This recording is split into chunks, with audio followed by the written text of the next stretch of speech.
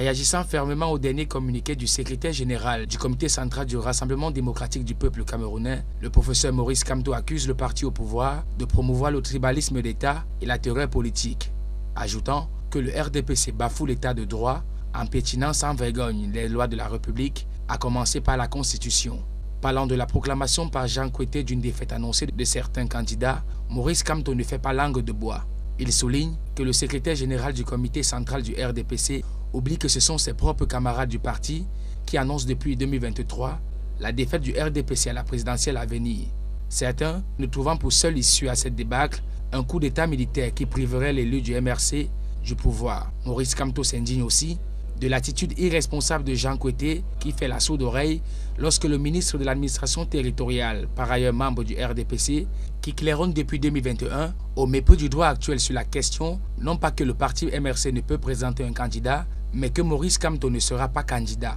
Questionnant l'opportunité de la sortie de Jean Kouété sur la volonté des acteurs sociaux et certains partis politiques de susciter et d'entretenir un climat de peur, Maurice Kamto s'interroge en prenant exemple sur les événements de 1983 à 1984 relatifs à la tentative de coup d'État manqué, ensuite les événements de 1990-1992 et la répression barbare orchestrée sous l'Indil par le parti RDPC,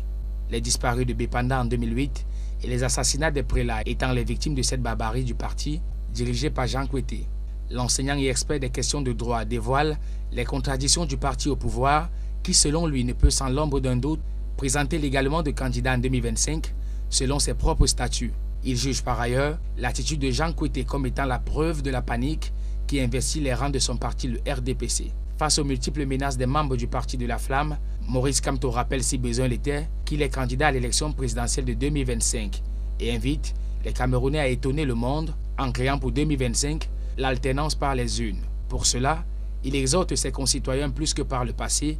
à une inscription massive sur les listes électorales et à sécuriser leur vote.